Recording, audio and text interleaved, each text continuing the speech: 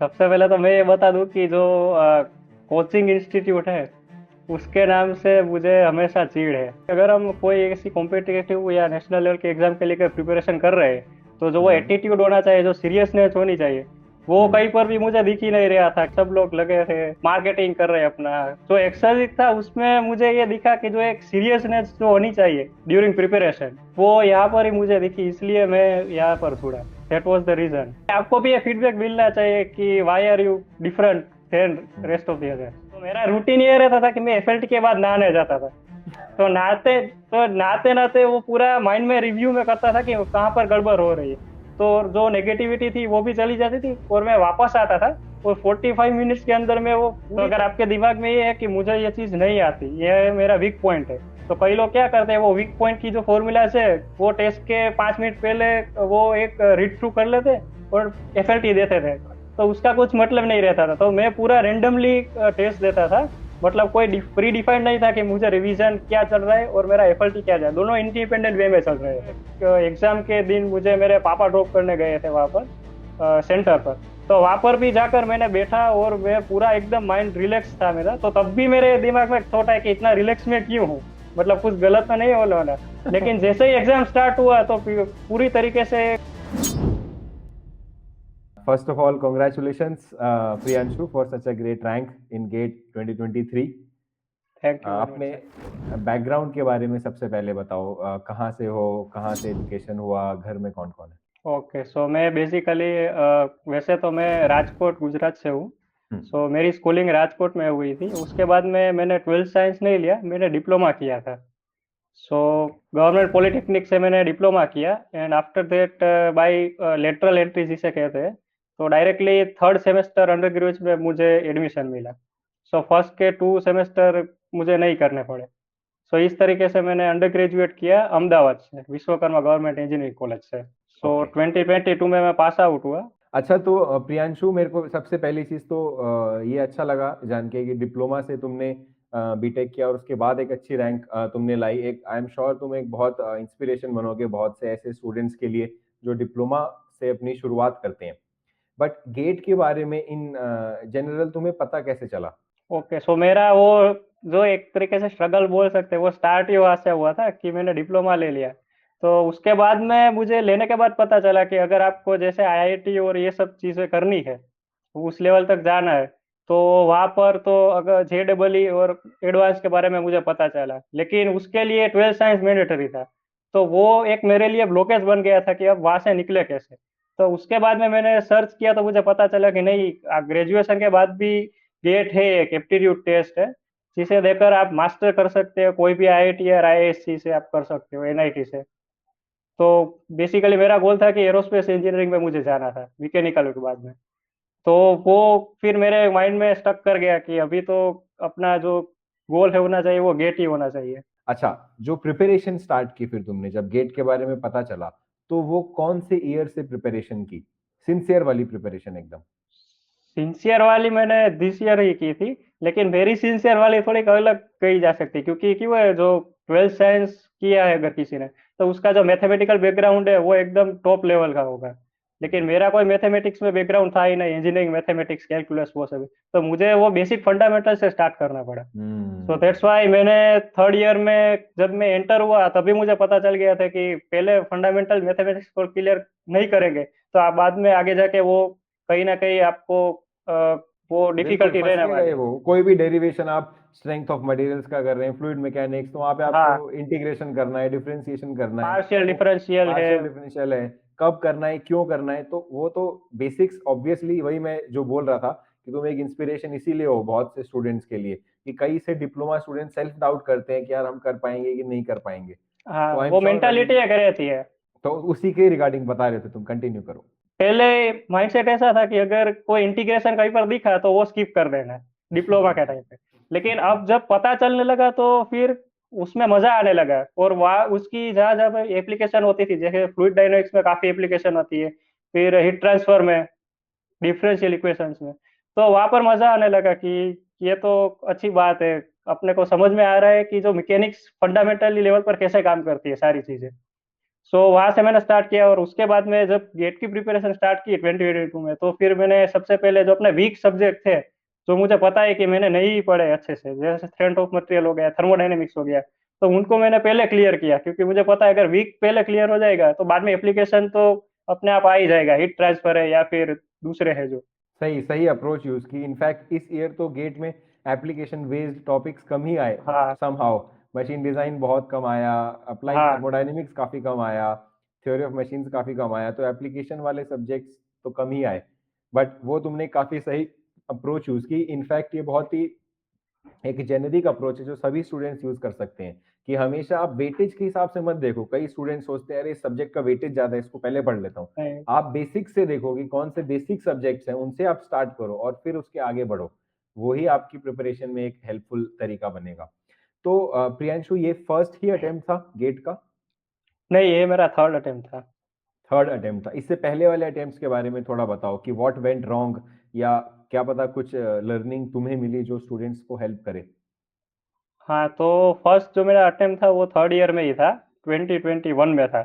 तो that time मैं सिर्फ लीनियर अलजेब्रा करके गया था, तो उस टाइम पे मेरा कुछ क्लियर नहीं था, और मुझे तो ये भी नहीं पता था कि टोटल मार्क्स कितने होते हैं।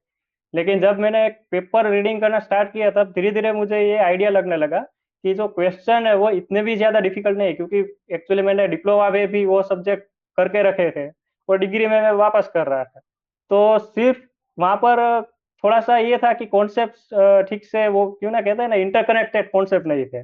और दूसरा फॉर्मूला अगर आपके हाथ में नहीं है तो फिर वो आप नहीं आगे बढ़ पाओगे। तो वो बिल्कुल। चीज़ें मुझे धीरे धीरे समझ में आने लगी, फिर मैंने दिया 2022 में। तो तब तो पेपर डिफिकल्ट था, सब लोग कह रहे थे कि डिफिकल्ट है, लेकिन मुझे सिर्फ इसी वजह से डिफिकल्ट लगा क्योंकि मैंने प्रिपरेशन नहीं की थी। मुझे वो क्वेश्चन अभी भी सारे याद है कि वाह, यहाँ पर मुझे सारी चीज़ें कॉन्सेप्चुअली समझ में आ गई थी, लेकिन क्योंकि फॉर्मूलाज मेरे पास नहीं थे, तो इसलिए मैं अप्लाई नहीं कर सका। तो वहाँ पर मैंने क्वालिफाई कर दिया, और मेरा रैंक में एक्सपेक्ट कर रहा था कि 10,000 15,000 आएगा, तो वो जंप करके सीधा 7,000 आ गया। तो वो मेरा और भी कॉन्फिडेंस बूस्ट अप किया कि अगर एक हम्म। प्रिपरेशन अगर एक सही तरीके से की जाए, तो ऐसा नहीं है कि नहीं कर सकते, आप इजीली क्रैक कर सकते बहुत ही, मैं कहूँगा, एक पॉजिटिव और एक अच्छे माइंडसेट के साथ तुम आगे बढ़े हो।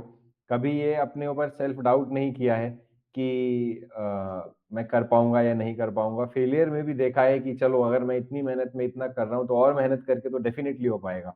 तो ये माइंडसेट बहुत ज्यादा जरूरी है। देखो, मेहनत तो सारे लोग हैं। करते हैं, हर इंसान मेहनत करता है किसी ना किसी स्टेज में लाइफ पे, अपनी तरफ से बेस्ट देने की कोशिश करता है। लेकिन एक पॉजिटिव माइंडसेट जब तक नहीं होगा तब तक आपको जर्नी में भी मजा नहीं आएगा, और ऑब्वियसली फिर वो रिजल्ट में भी वो बात नहीं नहीं दिखेगी। यस। तो जो न्यूमेरिकल्स है, मैं कहूँगा वो शायद एक चैलेंज इन जनरल भी रहते हैं गेट एस्पिरेंट्स के लिए, और शायद तुम्हारे लिए भी रहे होंगे। स्पेसिफिकली जैसे तुम डिप्लोमा से इसमें आ रहे हो तो प्रैक्टिकल नॉलेज तो डेफिनेटली तुम्हें होगी, लेकिन जो न्यूमेरिकल सॉल्व करने हैं, क्वेश्चन सॉल्व करने हैं, उससे रिलेटेड जो स्किल्स हैं वो तुमने कैसे डेवलप किए? कैसे एक गेट एस्पिरेंट को वो डेवलप करने चाहिए? हाँ, तो जो न्यूमेरिकल्स थे उसके लिए स्पेसिफिकली मेरी एक हैबिट थी। जो यूनिवर्सिटी के जो एग्जाम आते थे, उसमें तो अगर जैसे मान लीजिए अगर हीट ट्रांसफर में कन्वेक्शन का एक पूरा सम डिटेल में दिया गया है, तो आप उसका एक प्रोसेस ही रहता है कि भाई आप पहले नसेल नंबर फाइंड करोगे, उसके ऊपर से हीट ट्रांसफर कोफिशिएंट है, टोटल हीट ट्रांसफर। तो उस टाइम पे यूनिवर्सिटी के पेपर में हमें पूरा इलोबरेट करना पड़ता था एक एक प्रोसेस। लेकिन ड्यूरिंग प्रैक्टिस तब मैं ये करता था कि मेरा बुक में अगर लिख रहा हूँ, तो मैं ट्राई करता था कि उसे डायरेक्ट कैलकुलेशन के बेसिस पर अगर मैं लिखे बिना कर सकूँ।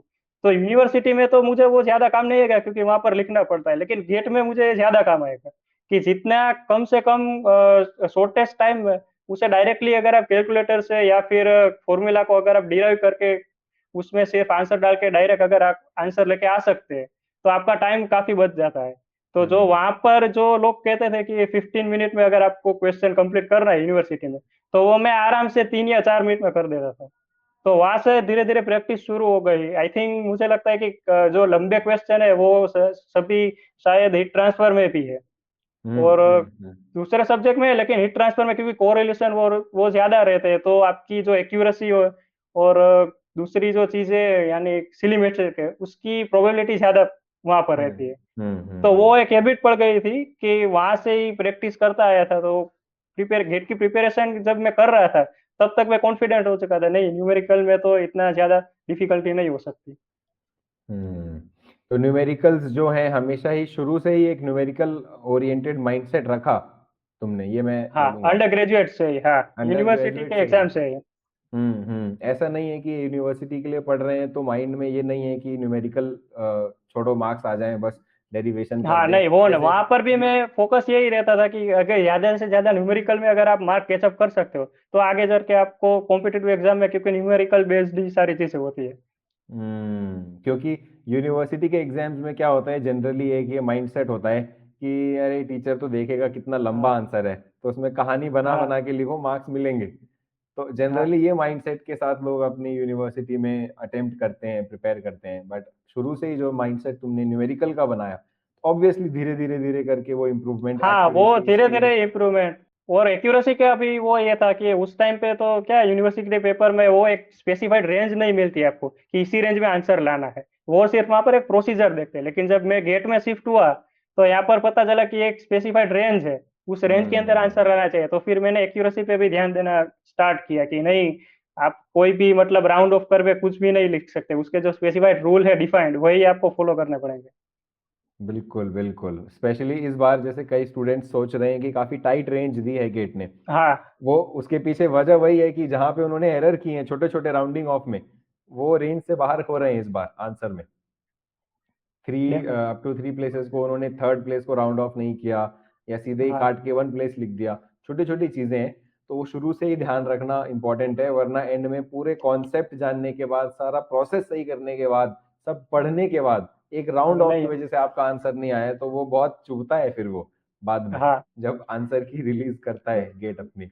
अच्छा, उसमें एक मैं ऐड कर दूं पॉइंट। जो फॉर्मूलाज की जो सब लोग शीट बनाते हैं उसमें वो एक मेन पॉइंट वो भूल जाते हैं, वो है कि जो प्री डिफाइंड वैल्यू है, जैसे हम्म थर्मल कंडक्टिविटी जो सिल्वर की है, कॉपर की है, डायमंड की है, वो सब लोग याद नहीं रखते कि ये क्या याद रखना है। लेकिन एज ए इंजीनियर अगर आप अगर आगे निकल रहे हो तो वो चीजें आपके माइंड में प्री डिफाइंड होनी चाहिए। जैसे अगर आपको जी की वैल्यू याद है 9.81, तो उसी हिसाब के थर्मल कंडक्टिविटी हो गई, विस्कोसिटी हो गई, उसकी अगर आपको रेंज पता है तो आप कैसे बैक ट्रैक कर सकते हो वहां पर जो आपने गेट का आंसर लिखा है कि ये रेंज वो फिजिबल लेवल रेंज में आ रही है कि नहीं आ आ भी रहा रही है है। कि नहीं आ रहा है, ये जो तुमने बात बोली है ये एक्चुअली मैं कोर्स में बताता हूँ स्टूडेंट्स को, कि मान लो आप क्वेश्चन सॉल्व कर रहे हो एक, और क्वेश्चन दिया है जैसे बेसिक कोई क्वेश्चन है कि टावर की हाइट कितनी है ये निकालो, कोई क्वेश्चन दिया है कि कार मूव हो रही है, इतने एंगल पे था, इतने चली, इतना एंगल हो गया, बताओ what is the height of this building, this tower. Answer आ रहा है 1 mm, तो सोचोगे ना हाँ 1 mm का टावर कैसे हो सकता है यार, कुछ ना कुछ गड़बड़ की है मैंने, तो पता चला अरे हाँ 100 मीटर्स था, 1 mm हो गया।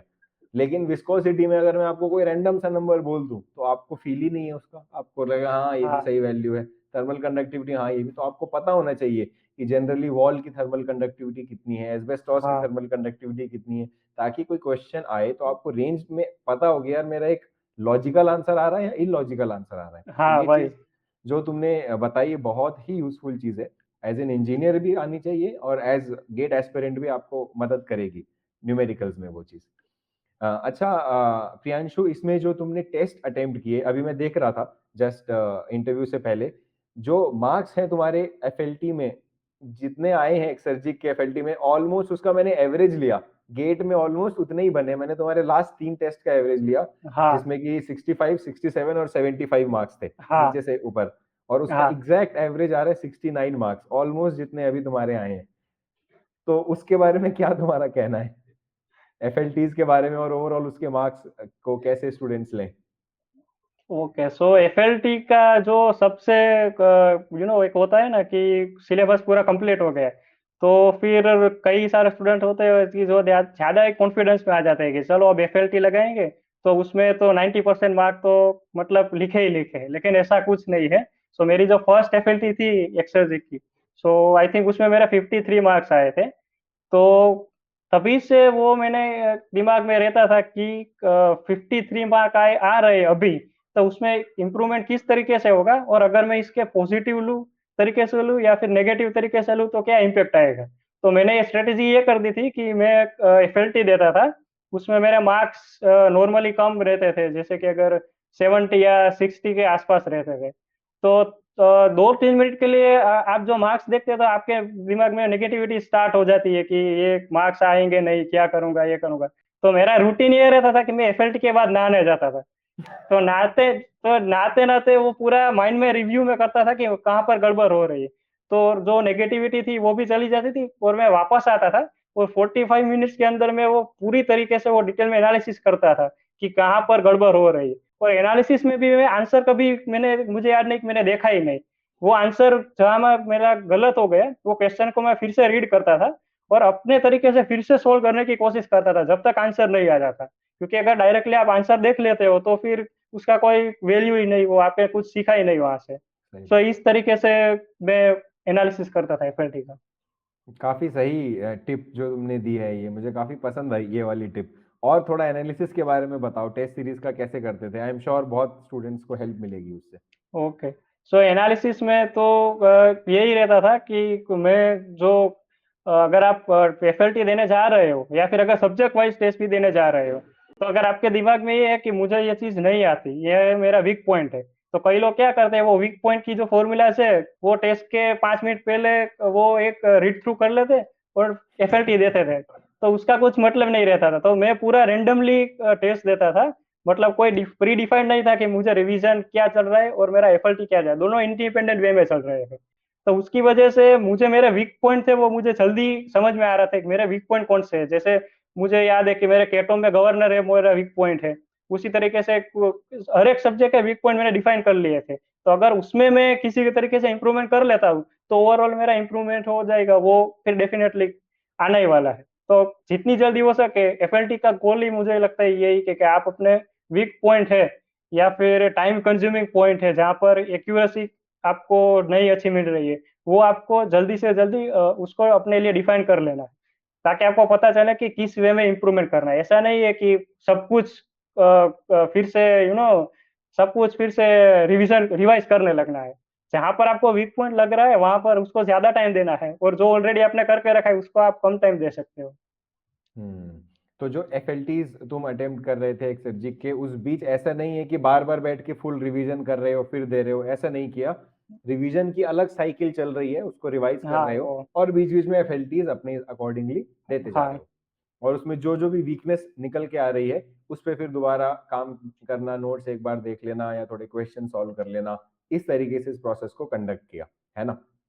हाँ। जो एग्जाम इस बार रहा, 3 आवर्स जो रहे एग्जाम के, उसमें कैसा एक्सपीरियंस रहा? क्योंकि 2022 में जैसा तुमने कहा कि थोड़ा सा बाकी लोग बोल रहे थे टफ आया है, तुमने तो पूरा प्रिपेयर शायद तब अच्छे से नहीं किया, तो उस टाइम फुल एक्सपीरियंस नहीं तुम ले पाए। इस बार कैसे रहे वो 3 आवर्स एग्जाम के? ओके। सो पहले तो जो उसके ये शायद एक वीक पहले मैं ये जनरली दिमाग में एक थॉट चलता है कि एग्जाम के 3 आवर्स में चलने क्या वाला है दिमाग में। जैसे अगर मुझे थोड़ा सा अगर म्यूजिक का शौक है तो आपको एक डर रहता है कि अगर कोई गाना वाना अगर दिमाग में चलने लगा तो आपकी एक्यूरेसी निकल जाएगी। तो ऐसा होता है फिर लेकिन नहीं, एक हाँ गाना ऐसा कभी होता कभी है। अटक जाता है, वो चलता रहता है दिमाग में। हाँ तो वो वैसा ही है कि अगर सावधानी हटी दुर्घटना घटी, तो वहां पर आपके मार्क्स तरह से तुरंत से निकल जाएंगे। तो धीरे धीरे जैसे टाइम नजदीक आने लगा तो मैंने एक बात नोटिस की, जब 2022 में मैंने एग्जाम दिया था तब तो मैंने प्रिपरेशन भी नहीं की थी, लेकिन बिना प्रिपरेशन के मुझे पसीना छूट रहा था, मेरी हार्ट बीट तेज हो गई थी। लेकिन इस बार क्योंकि प्रिपरेशन मैंने की थी तो एक तरीके से कामनेस महसूस हो रही थी। कोई थॉट दिमाग में नहीं आ रहा है, कोई गाना नहीं चल रहा है, क्योंकि पूरा दिन मैं प्रिपरेशन कर रहा था। तो कोई ऐसा मतलब फोकस एक पूरा एक क्लियर था माइंड में कि क्या करना है। और जैसे मुझे एग्जाम के दिन मुझे मेरे पापा ड्रॉप करने गए थे वहां पर सेंटर पर। तो वहां पर भी जाकर मैंने बैठा और मैं पूरा एकदम माइंड रिलैक्स था मेरा। तो तब भी मेरे दिमाग में एक थॉट है कि इतना रिलैक्स में क्यों हूँ, मतलब कुछ गलत तो नहीं हो रहा। लेकिन जैसे ही एग्जाम स्टार्ट हुआ तो पूरी तरीके से एक कामनेस महसूस हुआ जो लास्ट टाइम नहीं था। तो ये एक एफएलटी का मुझे लगता है कि एक इफेक्ट हुआ है कि जो अब आपको जो फोकस रहता है और ये जो थॉट आते हैं, वो एक आप एक तरीके से अपने आप को कंसंट्रेट कर सकते हो इस चीज का पे कि मेरे पास ये 3 घंटे का टाइम है, 65 क्वेश्चन है, दैट्स इट, उसके अलावा कुछ नहीं है। तो वो एक ले आना जरूरी है, वो है भी। तुमने ठीक कहा ये चीज, क्योंकि मैंने देखा ऑलमोस्ट सारे एफएलटीज तुमने अटेम्प्ट किए हैं। तो हाँ वो जो एक प्रैक्टिस है 3 आवर्स बैठने की और उसी तरह से उन 3 आवर्स को स्पेंड करने की, जैसा आप एक्चुअल गेट दे रहे हो, वो इतने आपकी आदत में बन जाएगा कि फिर गेट में आपको प्रेशर और वो फील थोड़ा बहुत तो हो ही सकता है, बट हाँ हाँ। मोर और लेस आपको वो प्रेशर फील नहीं होगा। और वो उसी प्रेशर को अगर आप ज्यादा इनहेंस करना चाहते हो तो मैं तो बोल रहा हूँ कि थर्ड ईयर से ही आप कुछ भी करके गेट दे दो एक बार, क्योंकि आप वो एक हम्म। रियल एटमोसफियर में जाएंगे और आपको पता चलेगा कि वो एनवायरनमेंट क्या है। उसको अगर आप एक्सपीरियंस करेंगे तो वो ज्यादा बेटर है। सही कह रहे हो ये चीज। और भी मैं बात कर रहा था टॉपर से, ऑलमोस्ट सबने यही बोली है एक कॉमन चीज, कि ये बेस्ट है कि आप थर्ड ईयर में एक बार, थर्ड ईयर की एंड तक ही आप कोशिश करो कि मिड तक एंड तक कि ऑलमोस्ट सारा सिलेबस में कवर करूं, और थर्ड ईयर वाले अटेम्प्ट को एकदम अच्छे से सिंसियर होकर दो। उसको ट्रायल बॉल की तरह मत खेलो, उसको एकदम मानो कि ये फाइनल मैच है, उसी तरह खेलो। तो जो आपकी जो कंफर्ट लेवल है गेट के साथ और इन एग्जाम आवर के साथ, वो काफी अच्छा हो जाएगा। और फाइनल ईयर में बहुत सी चीजें चलती भी हैं कॉलेज में, जिस वजह से आप शायद प्लेसमेंट्स चलते हैं, वो एक प्रेशर रहता है। उसमें आपको टाइम देना होता है, कभी कभी कॉलेज एक्टिविटीज प्रोजेक्ट हो गया, तो वो सब से भी आप मतलब प्रिपरेशन को ज़्यादा इफेक्ट नहीं होगा अगर आपने थर्ड ईयर में ही अच्छे से सब कुछ कर लिया है फिनिश। इनफैक्ट मैं अपनी बात बताऊं तो मैंने भी ऑलमोस्ट सारा सिलेबस थर्ड ईयर तक फिनिश कर लिया था। बस एक सब्जेक्ट इंडस्ट्रियल इंजीनियरिंग मैंने बस वो छोड़ा था अपने फाइनल ईयर के लिए। वो एक और ट्रेलिंग सारा, सब्जेक्ट है, वो सभी लोग लास्ट में ही रखते हैं। वही वही, और उसके अलावा सब कुछ मैंने ऑलमोस्ट, जबकि जब मैं गेट दे रहा था तब थर्ड ईयर में होता था, उससे पहले तक जैसे ही हम आए थर्ड ईयर ओके। में तो खत्म हो गया, फिर वो फाइनल ईयर में फिर से हो गया था। पहले ओ, होता था थर्ड ईयर में, फिर हट गया था, अब फिर आया है। तो फिर अगेन। तुरंत मैं टारगेट यही था कि थर्ड ईयर में देना है, लेकिन थर्ड ईयर में हुआ नहीं। तो उसका मुझे नुकसान नहीं हुआ एक तरीके से, क्योंकि सिलेबस मेरा कवर्ड था। तो फाइनल जो सेमेस्टर था उसमें मैंने अपना प्लेसमेंट एक्टिविटी प्रोजेक्ट एक्टिविटी सब में मैंने पार्ट लिया। इंडस्ट्रियल तो कितना ही टाइम लगता है कवर करने में उसको। तो इसीलिए ये एक अच्छा टारगेट है जो स्टूडेंट्स अचीव कर सकते हैं। तो बहुत ही अच्छा लगा तुम्हारे जर्नी जान के प्रियांशु, बात करके बहुत अच्छा लगा तुमसे। ठीक बस है सर। चल।